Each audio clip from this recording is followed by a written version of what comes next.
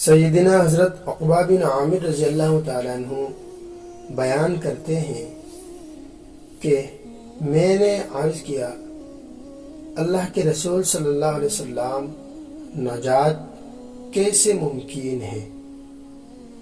آپ صلی اللہ علیہ وسلم نے فرمایا، اپنی زبان کو قابو میں رکھو، بلا ضرورت گھر سے نہ نکلو اور اپنی غلطیوں پر آنسو بہاؤ۔ سیدنا حضرت عقبہ بن عامر رضی اللہ تعالیٰ عنہ بیان کرتے ہیں کہ میں نے عرض کیا، اللہ کے رسول صلی اللہ علیہ وسلم، نجات کیسے ممکن ہے؟